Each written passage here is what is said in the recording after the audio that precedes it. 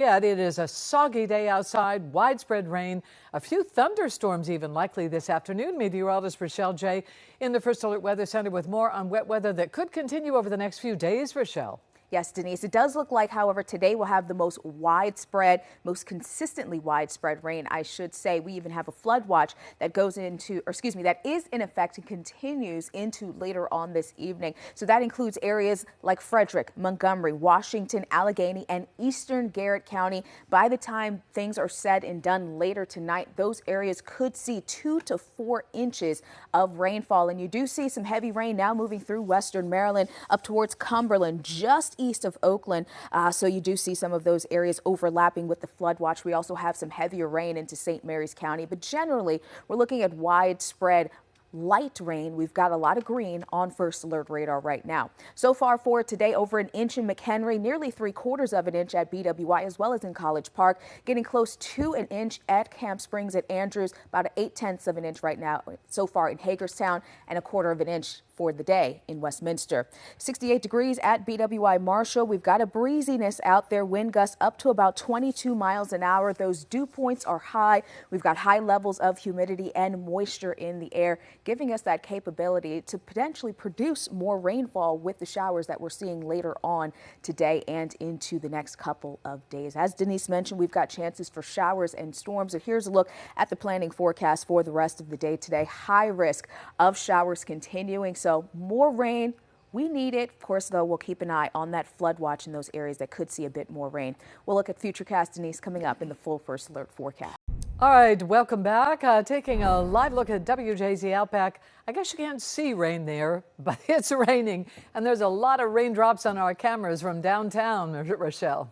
Yes, so we've got widespread rain essentially from Garrett County to the Atlantic Ocean. We've got rain coming down here in our state. And of course, we've been saying we need the rain, we need the rain. We're like a broken record, but it does look like we're going to get some of that to help with this drought. We might not see the results until maybe next week's drought monitor that comes out. We've got that flood watch in place and of course, keeping an eye out for storm chances as well. So here's that flood watch through late tonight. Some of these may actually go through tomorrow morning.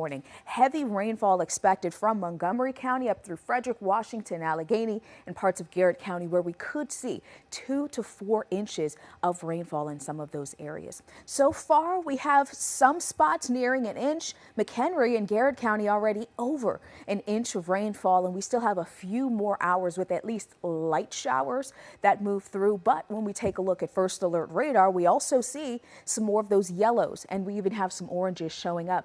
Moderate to moderate heavy intensity rainfall down into Charles County, St. Mary's County, and then some of these areas in far western Maryland. We also have a few spotty other areas into Baltimore County as well as Harford County with some heavier showers coming down.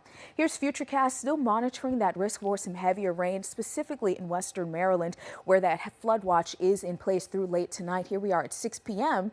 Now, you do see the rain, but you're also seeing some of those gray colors indicating that widespread rain breaking up just a bit. So we will start to see some more dry time mixing in later tonight.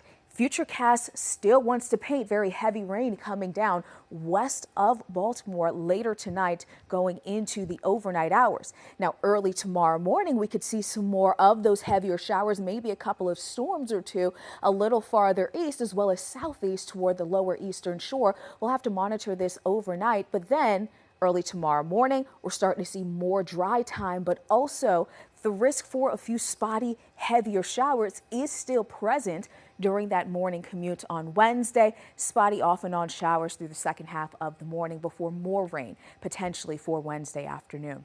Now, speaking of Wednesday afternoon, we do have a widespread level 1 out of 5 risk for strong or severe storms, with the main threat being damaging winds for the day tomorrow.